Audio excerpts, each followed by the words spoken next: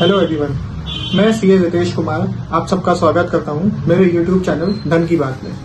आज हम लोग बात करेंगे कि इनकम टैक्स रिटर्न फाइल करना किसके लिए मैंडेटरी है।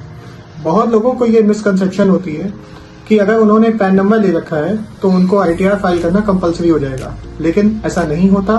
कुछ ऐसी कंडीशंस हैं जिन्हें आप पूरा करते हैं तो ही आप इनकम टैक्स रिटर्न फाइल करने के लिए मैंडेटरी है, वरना नहीं है। तो आइए देखते हैं।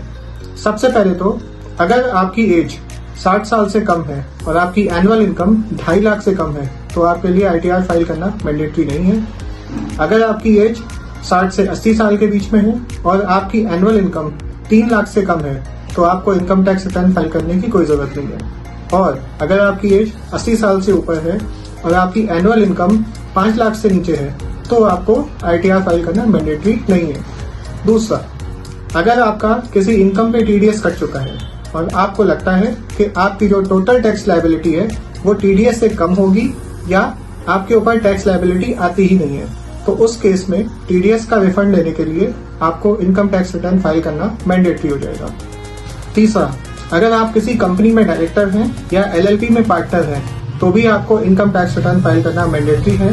चौथा, अगर आपके पास फॉरेन एसेट्स हैं तो भी आपको आईटीआर फाइल करना कंपलसरी हो जाएगा। पांचवा, अगर आपने बैंक में करंट अकाउंट से 1 करोड़ से ज्यादा का कैश विड्रॉल किया है तो भी आपको आईटीआर फाइल करना मैंडेटरी है।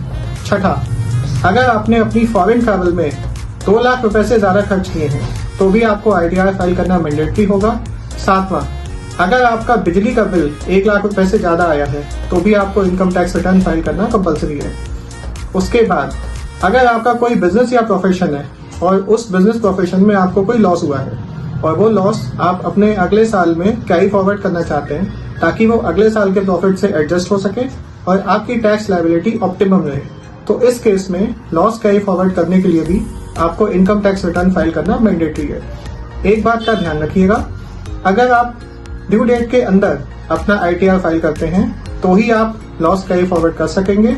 बिलेटेड रिटर्न्स पे लॉस कैरी फॉरवर्ड नहीं होता है।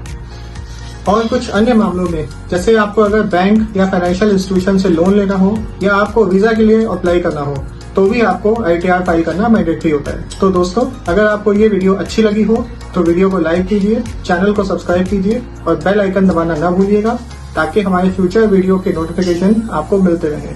अपने फ्रेंड्स से ज्यादा इस चैनल को शेयर कीजिए। Thank you very much. मिलते हैं अगले वीडियो में। Good bye.